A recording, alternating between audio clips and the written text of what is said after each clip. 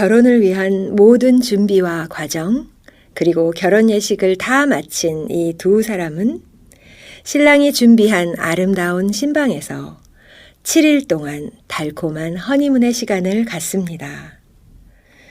오늘은 신부의 아름다운 모습을 자세히 집중해서 알아보고 싶은데요.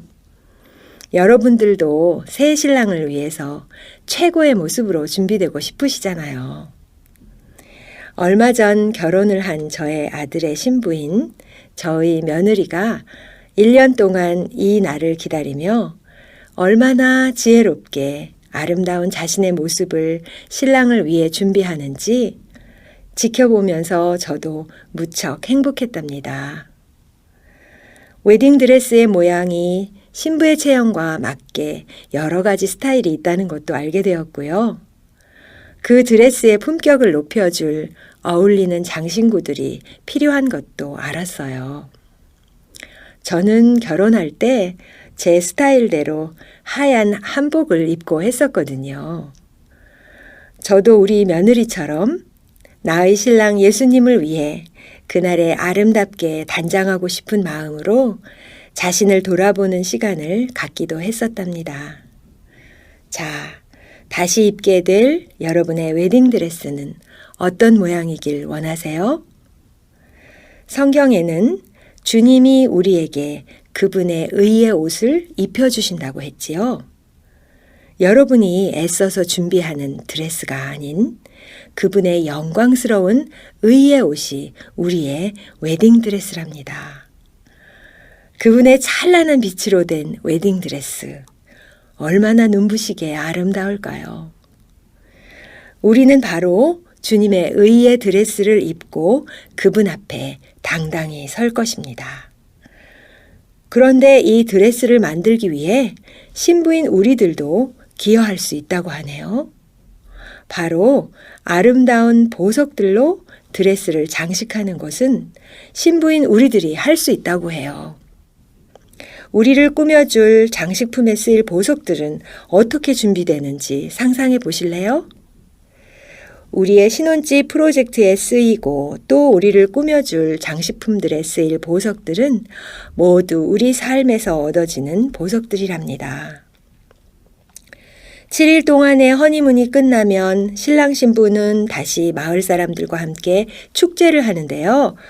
결혼 축하 피로연 때 두 사람은 아름다운 모습으로 단장을 하고 하객들 앞에 다시 나타나 함께 즐거운 잔치를 마무리합니다.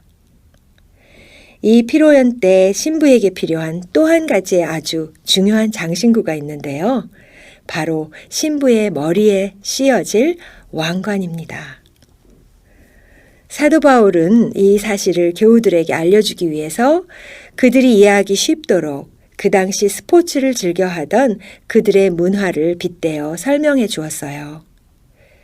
베마라고 불리는 높은 단상이 있는데 그곳은 스포츠 경기의 심판이 거기에 서서 경기의 결과를 판정하여 관중들에게 선포하는 심판대라고 해요. 우리 모두는 삶의 경기를 마치면 마지막 심판날에 스포츠 선수들처럼 모두 심판대에서 경기의 결과에 따라 상을 받게 될 것이라고 바울은 설명합니다. 각자의 경기 내용대로 면류관을 상으로 받게 되는 거죠. 그런데 우리의 경기를 판단하시는 심판관이신 하나님의 계산법은 인간의 계산법과 완전히 다르답니다.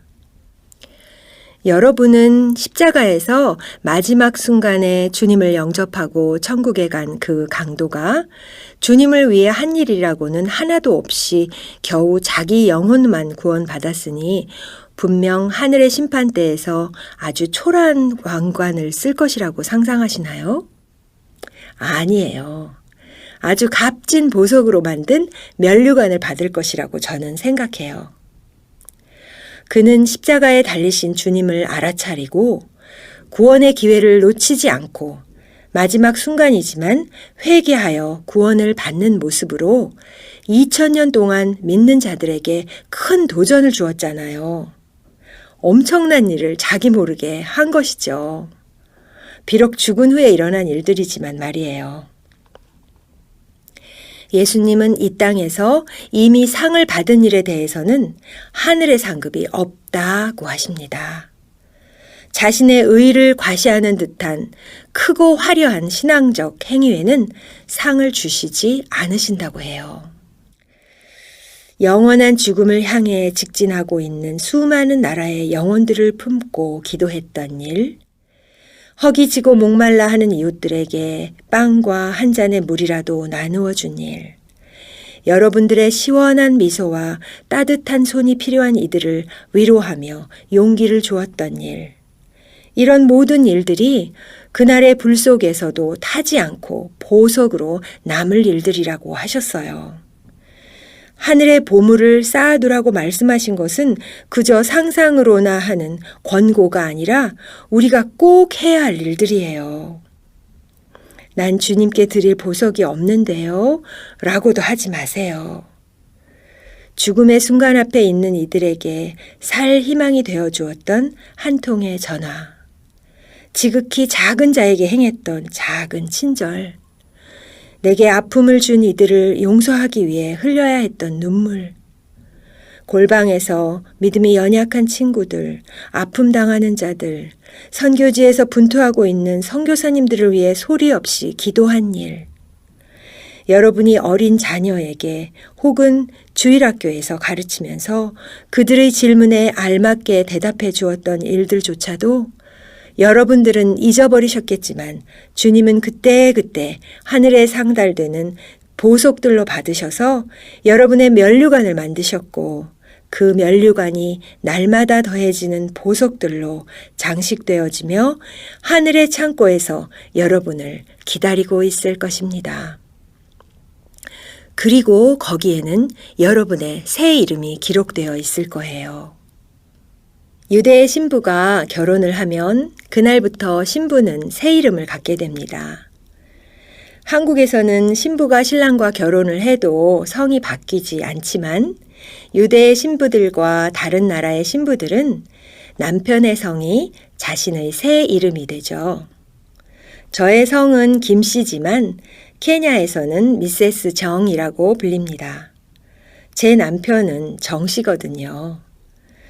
저의 이름을 미세스 킴으로 소개하면 듣고 있던 사람들이 모두 깜짝 놀라며 눈이 동그래져요. 우리가 부부인지 친구인지 갑자기 헷갈리기 시작하는 거죠. 하지만 우리 결혼 문화에도 남녀가 결혼을 하면 여보, 당신이라고 부르는 예쁜 새 이름이 주어지죠.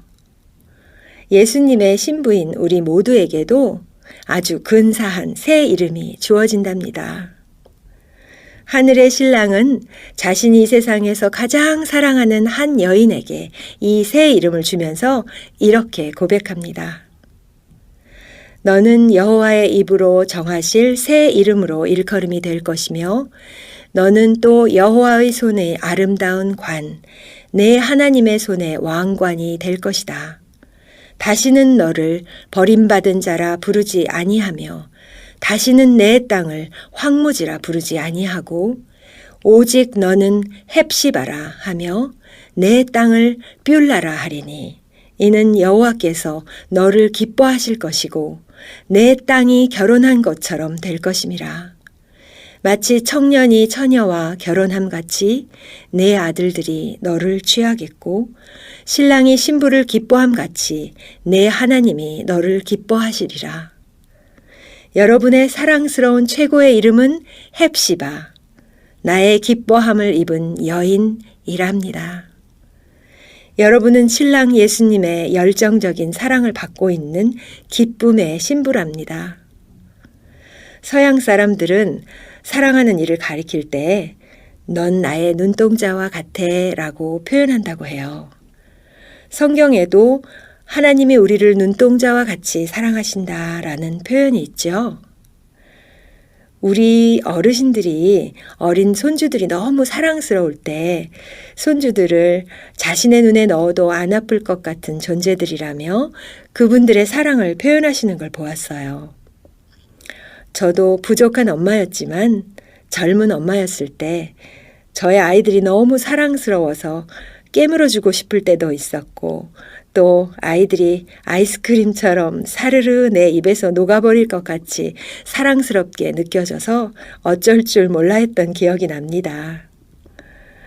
이처럼 우리 신랑은 얼마나 우리가 사랑스러우셨는지 우리 안에 당신의 기쁨이 있다고 하시며 우리를 그렇게 불러주시네요. 어떠세요? 그분의 사랑이 전해져 오나요?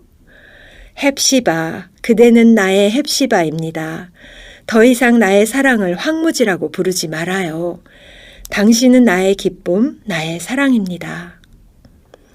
여러분의 빛나는 신랑이 온 우주에게 이렇게 선포합니다. 그 어떤 것도 내 신부에게 손대지 마라. 내 신부는 이 나라의 여왕, 나와 함께 영원히 다스리고 빛날 나의 기쁨 헵시바이다. 천사들이 환호성을 터뜨리며 외칩니다. 우리 왕 어린 양 만세, 우리 여왕 헵시바 만세. 이 소리가 들리세요? 이 날은 여러분의 결혼잔치임과 동시에 여러분의 왕비 즉위식도 되는 겁니다. 주님이 멋지게 준비하신 왕관을 쓰시고 그분의 홀을 높이 쳐드시고 그분과 함께 행진하세요. 생명나무가 기다리는 여러분의 영원한 신혼집 안으로 천사들의 퍼레이드를 앞세우고 사뿐사뿐 그분을 따라 걸어 들어가세요. 할렐루야! 주의 사랑으로 온전히 회복되어진 헵시바의 행진입니다.